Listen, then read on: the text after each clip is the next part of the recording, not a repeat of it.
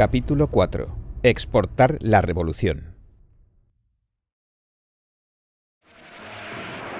La secta comunista se propagó por todo el mundo, impulsada por la violencia y el engaño. Cuando el comunismo se exporta de un país poderoso a otro más débil, la violencia es la hoja de ruta más rápida y más efectiva. El mundo libre, que se muestra incapaz de reconocer el carácter sectario del comunismo, no presta atención a cómo se exporta la ideología comunista. Este capítulo se centrará en la expansión y la infiltración de la ideología comunista en Asia, África, América del Sur y Europa Oriental. 1. La revolución se exporta a Asia. La verdadera razón por la que el Partido Comunista Chino PCC pudo tomar el poder fue que la Unión Soviética exportó su revolución. En 1919, la Unión Soviética estableció la Tercera Internacional Comunista, con la que pretendía exportar la revolución a todo el mundo. En abril de 1920, Grigori Voitinsky, representante de la Tercera Internacional Comunista, viajó a China. En mayo, se establecería una oficina en Shanghái para hacer los preparativos para la creación del PCC. En los 30 años posteriores, el PCC no sería más que un órgano del Partido Comunista de la Unión Soviética. Mao Zedong recibía un salario mensual de entre 160 y 170 yuanes de los rusos. El salario mensual promedio de un trabajador de Shanghái en aquel momento era de unos 20 yuanes. La toma del poder del PCC estuvo, en parte, conectada con la infiltración que llevó a cabo el Partido Comunista en Estados Unidos. Esta es una de las razones por las que el presidente estadounidense Harry Truman le retiró su apoyo a Chiang Kai-shek, mientras los soviéticos continuaban apoyando al PCC. Truman también decidió salir de Asia después de la Segunda Guerra Mundial. En 1948, el ejército de Estados Unidos se marchó de Corea del Sur, y el 5 de enero de 1950, Truman anunció que Estados Unidos dejaría de interferir en los asuntos de Asia. Esto incluía que dejarían de ayudar militarmente a la Taiwán de Chiang Kai-shek, aunque se declarara una guerra entre la República Popular China y la República de China. Una semana después, el secretario de Estado de Estados Unidos, Dean Acheson, reiteró las políticas de Truman y dijo que si estallaba la guerra en la península de Corea, Estados Unidos no participaría. Estas políticas anti-intervención le permitieron al Partido Comunista expandir su influencia en Asia. Estados Unidos cambió sus políticas justo en el momento en que Corea del Norte invadía el sur y las Naciones Unidas enviaban tropas. El PCC hizo todo lo posible para exportar la revolución. Además de entrenar guerrilleros en varios países, darles armas y enviar tropas a luchar contra gobiernos legítimos, también brindó un importante apoyo financiero a las insurrecciones. Durante el auge de la Gran Revolución Cultural, en 1973, el gasto en ayudas al extranjero del PCC alcanzó su punto máximo, el 7% del gasto fiscal nacional. Según Xian Yaping, un académico chino con acceso a documentos secretos del Ministerio de Asuntos Exteriores, se enviaron 10.000 toneladas de arroz a Guinea, y en 1960 se enviaron 15.000 toneladas de trigo a Albania. Desde 1950 hasta finales de 1964, el gasto total en ayuda extranjera fue de 10.800 millones de yuanes. El mayor gasto tuvo lugar entre 1960 y 1964, en mitad de la hambruna en China. Durante la hambruna, que duró de 1958 a 1962, decenas de millones de personas murieron de hambre. Sin embargo, los gastos en ayuda extranjera alcanzaron los 2.360 millones de yuanes. Si estos gastos se hubieran destinado a comprar alimentos, habrían salvado la vida a 30 millones de personas. Toda esa gente murió debido al movimiento del gran salto adelante del PCC. Fueron víctimas de que el PCC intentara exportar la revolución. A. La Guerra de Corea. El comunismo quiere conquistar el mundo para destruir a la humanidad. Se aprovecha de las ansias de fama y fortuna para engañar a la gente y que ésta propague su perversa ideología. A Stalin, Mao, Kim Il-sung y Ho Chi Minh los impulsaban tales deseos. En una reunión con Stalin en 1949, Mao prometió enviarle más de 1 millón de tropas y más de 10 millones de trabajadores para contribuir a la expansión de Stalin en Europa a cambio del control de Corea del Norte. El 25 de junio de 1950, después de una extensa planificación, Corea del Norte invadió el sur y en 3 días cayó Seúl. Un mes y medio después, el norte ocupaba toda la península de Corea. Antes de que estallara la guerra, en marzo de 1950, Mao reunió un gran número de tropas cerca de la frontera coreana, listas para la guerra. Este capítulo no se ocupará de los detalles de la guerra, pero en resumen, la guerra se prolongaría por la política de reconciliación de Truman. El PCC enviaría a un ejército de voluntarios a la península con un plan secreto: eliminar a más de 1 millón de soldados nacionalistas del Kuomintang que se habían rendido durante la guerra civil. Cuando acabó la guerra de Corea, las bajas en el lado chino sumaban más de 1 millón. El resultado de la guerra de Corea fue una península dividida. Tanto el PCC como el Partido Comunista Soviético competían por controlar Corea del Norte, así que el norte sacaba provecho de ambos lados. Por ejemplo, en 1966, cuando Kim Il-sung visitó China, descubrió que se estaba construyendo un metro en Beijing. Luego pidió que se construyera un metro idéntico en Pyongyang, de forma gratuita. Mao decidió inmediatamente detener la construcción en Beijing y envió equipo y personal, incluyendo 2 divisiones del Cuerpo de Ferrocarriles del Ejército e ingenieros, es decir, varias decenas de miles de personas, a Pyongyang. El norte no gastaría ni un centavo ni usaría a su propia gente en la construcción, pero le exigió al PCC que garantizara la seguridad del metro en tiempos de guerra.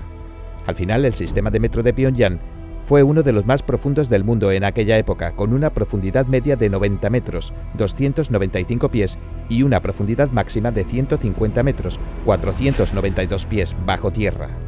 Después de completarse la construcción, Kim Il-sung dijo públicamente que había sido diseñado y construido por coreanos. Kim también ignoró muchas veces al PCC y fue directamente a la Unión Soviética a pedir dinero y materiales. Después de la guerra de Corea, el PCC dejó a algunas personas en Corea del Norte, con la misión de acercar el norte a Beijing y alejarlo de Moscú. Kim asesinó o encarceló al personal del PCC. El PCC terminaría perdiendo en todos los frentes. Después del colapso del Partido Comunista Soviético, el PCC disminuyó su ayuda a Corea del Norte. En la década de 1990, el pueblo norcoreano se moría de hambre. En 2007, la ONG Asociación de Desertores de Corea del Norte informó que en los 60 años del régimen de Kim, al menos 3,5 millones de personas murieron de hambre y enfermedades relacionadas. Esta es otra deuda de sangre de la revolución exportada por los comunistas. B. La Guerra de Vietnam. En 1954, antes de la Guerra de Vietnam, el PCC apoyaba al Partido Comunista de Vietnam, PCV, en su intento por derrotar a Francia, lo que desembocaría en la Conferencia de Ginebra de 1954 y en el enfrentamiento entre Vietnam del Norte y del Sur. Posteriormente, Francia se retiraría de Vietnam. Entonces, Vietnam del Norte invadió al sur. La intervención de Estados Unidos intensificaría la Guerra de Vietnam. Se convirtió en el mayor conflicto militar en un solo territorio tras la Segunda Guerra Mundial. El ejército de Estados Unidos participaría en la guerra desde 1964 hasta 1973. Ya en 1952, Mao enviaría grupos de asesores al Partido Comunista de Vietnam. El jefe del grupo de asesoramiento militar era el general Wei Guoxin, del Ejército Popular de Liberación Chino. El grupo de asesores para la reforma agraria que envió el PCC detuvo y ejecutó a decenas de miles de terratenientes y campesinos ricos en Vietnam, lo que provocó hambrunas y revueltas de campesinos en el norte. Los partidos comunistas chino y vietnamita reprimieron las revueltas e iniciaron movimientos de rectificación en el partido y el ejército. Con el objetivo de convertirse en el líder del comunismo en Asia, Mao ayudó a Vietnam a gran escala, pese a que decenas de millones de personas se morían de hambre en China. En 1962, Liu Shaoxi, vicepresidente del PCC, terminó con la frenética política de Mao en la Conferencia de los 7000 cuadros, preparándose para restaurar la economía y marginar a Mao. Pero Mao se negaría a dejar el poder e hizo que China participara en la guerra de Vietnam, mientras Liu, al no tener ningún poder sobre el ejército, se veía obligado a abandonar sus planes de recuperación económica. En 1963, Mao envió a Liu Ruixin y a Lin Biao a Vietnam. El vicepresidente Liu prometió al líder norvietnamita Ho Chi Minh que el PCC asumiría los costos de la guerra. Dijo: "Puedes contar con China en la línea del frente siempre que haya guerra". Con la investigación y el apoyo del PCC, en julio de 1964, el Partido Comunista de Vietnam, PCV, atacó un buque de guerra estadounidense en el Golfo de Tonkin, provocando el incidente del Golfo de Tonkin, que desencadenó la participación de Estados Unidos en la guerra. Posteriormente, para competir con la Unión Soviética por la influencia en Vietnam, el PCC invirtió dinero, armas y sangre. El historiador Shen Xianhui escribió en su libro La verdad de la revolución, crónica de la China del siglo XX. El apoyo de Mao a Vietnam provocó desastres, dejó minas terrestres y ruina por todas partes y causó el colapso de la economía. El apoyo que el PCC brindó al comunismo vietnamita incluyó armas, municiones y otros suministros militares suficientes como para equipar a más de 2 millones de soldados del ejército, la marina y la fuerza aérea. Más de 100 empresas de producción y de fábricas de reparación, más de 300 millones de metros de tela, más de 30.000 automóviles, cientos de kilómetros de vías férreas, más de 5 millones de toneladas de alimentos, más de 2 millones de toneladas de gasolina, más de 3.000 kilómetros de oleoductos y cientos de millones de dólares. Aparte de todos estos bienes y del dinero, el PCC también envió secretamente más de 300.000 soldados del Ejército Popular que se vistieron con ropa de Vietnam del Norte y lucharon contra los ejércitos de Vietnam del Sur y Estados Unidos. Para mantener el secreto, se enterró en Vietnam a muchos soldados chinos que murieron en la guerra.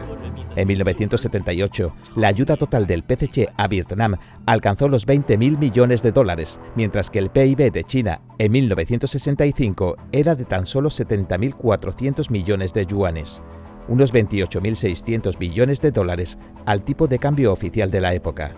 En 1973, Estados Unidos cedía ante el movimiento antiguerra nacional, que estaba siendo instigado por los comunistas, y retiraba sus tropas de Vietnam.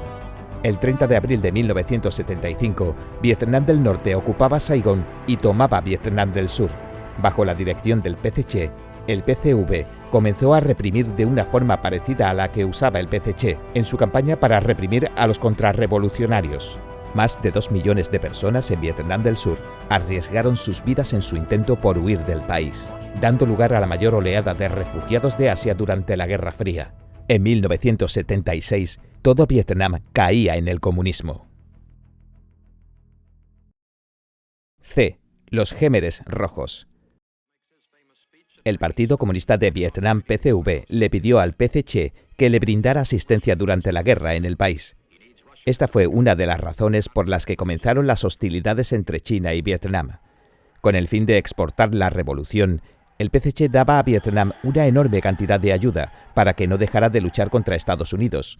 Vietnam no quería que la guerra se prolongara tanto tiempo, así que en 1969 se unió a las conversaciones de 4 naciones lideradas por Estados Unidos que excluían a China. En la década de 1970, después del incidente de Lin Biao, Mao necesitaba urgentemente aumentar su prestigio en China.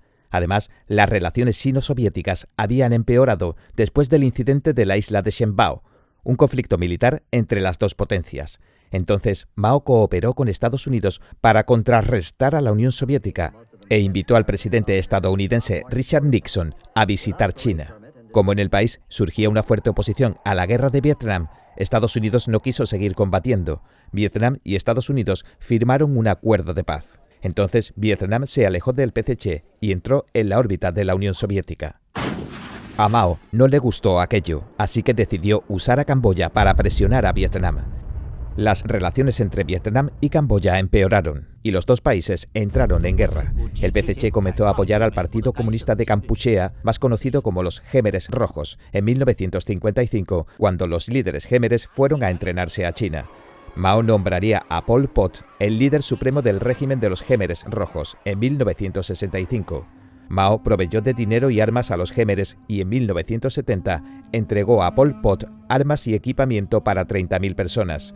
Después de que Estados Unidos se retirara de la Indochina francesa, Vietnam, Camboya y Laos, los gobiernos locales no pudieron resistir a los comunistas apoyados por el PCC. Por eso, los regímenes de Laos y Camboya cayeron en sus manos en 1975. Laos cayó ante Vietnam y Camboya quedó bajo el control de los Khmeres Rojos respaldados por el PCC.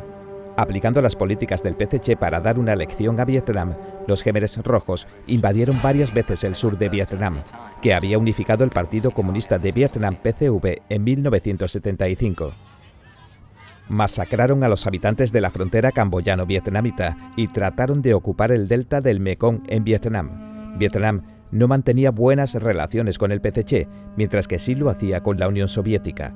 Con el apoyo de los soviéticos, Vietnam comenzó a atacar Camboya en diciembre de 1978. Después de que Pol Pot tomara el poder, gobernó con un terror extremo. Anunció la abolición de la moneda, ordenó que todos los vecinos de las ciudades se unieran a los escuadrones de trabajo forzado del campo y masacró a los intelectuales. En poco más de 3 años, murió más de un cuarto de la población del país, tanto asesinada como por causas no naturales. Los líderes del PCC, Chan Chun Xiao y Deng Xiao, promocionaban a Pol Pot. Tras el comienzo de la guerra entre Vietnam y Camboya, el pueblo camboyano comenzó a apoyar al ejército vietnamita. En tan solo un mes, los Khmeres rojos colapsaron, perdieron la capital Phnom Penh y tuvieron que huir a las montañas y luchar en guerrillas.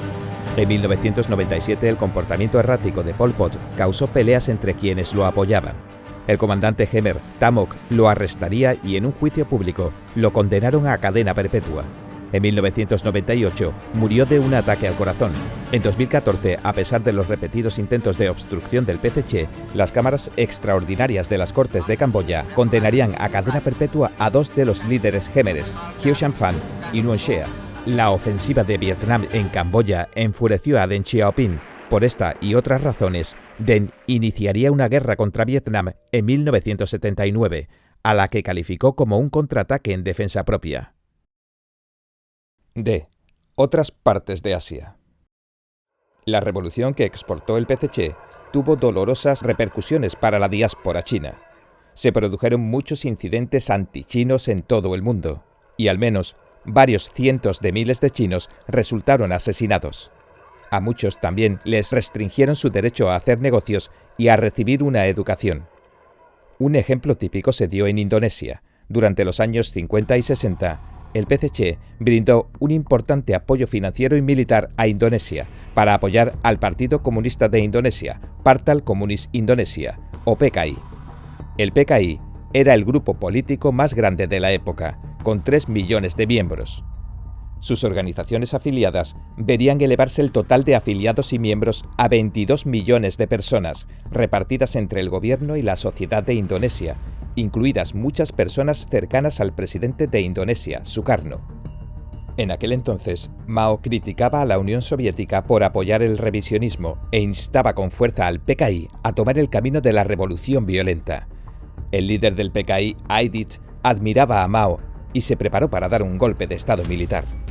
El 30 de septiembre de 1965, el líder militar de derecha, Suharto, impediría el golpe de estado, cortaría los lazos con China y purgaría a un gran número de miembros del PKI.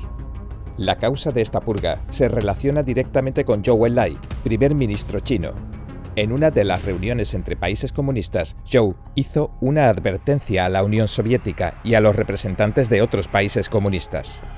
Dijo: hay muchos chinos en el sudeste de Asia. El gobierno chino tiene la capacidad de exportar el comunismo a través de estos chinos en el extranjero y hacer que el sudeste asiático cambie de color de la noche a la mañana.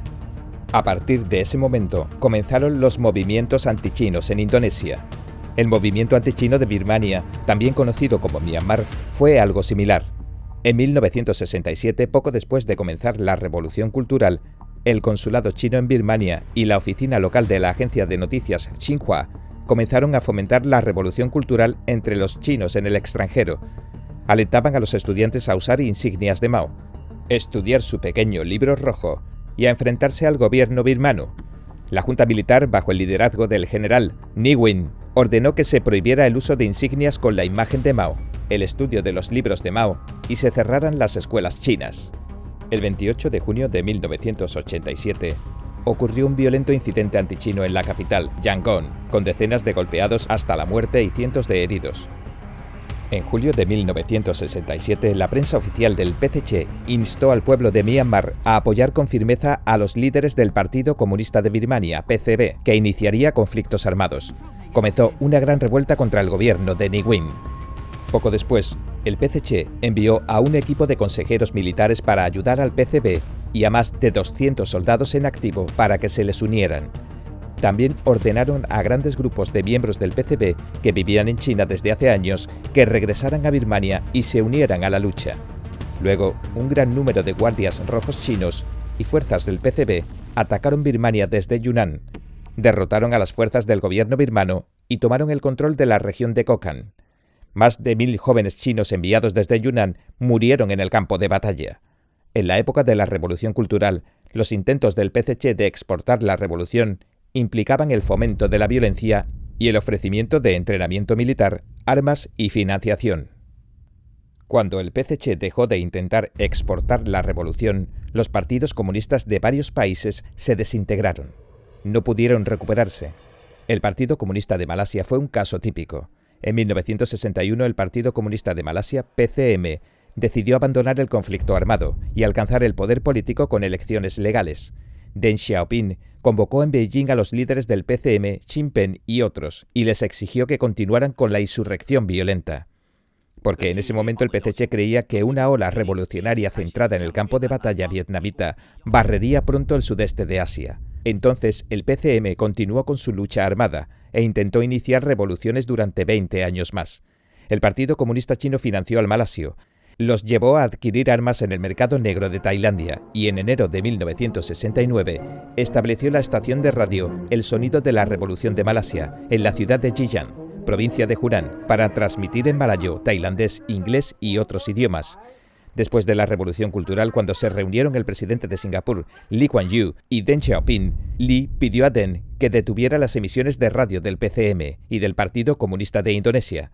En aquel entonces, el PCC estaba rodeado de enemigos y aislado, y Deng acababa de recuperar el poder y necesitaba apoyo internacional, así que aceptó la recomendación. Deng se reunió con el líder del PCM, Sinn Féin, y fijó una fecha límite para terminar con las emisiones que instaban a la revolución comunista. Además de los países mencionados anteriormente, el PCC también intentó exportar la revolución a Filipinas, Nepal, la India, Sri Lanka, Japón y otros lugares, en algunos casos ofreciendo entrenamiento militar y en otros difundiendo propaganda. Algunas de estas organizaciones comunistas luego se convirtieron en grupos terroristas. Por ejemplo, el Ejército Rojo japonés, que se hizo conocido por sus lemas revolucionarios antimonárquicos y pro-violencia, fue el responsable del secuestro de un avión, la masacre de civiles en un aeropuerto y una serie de atentados terroristas.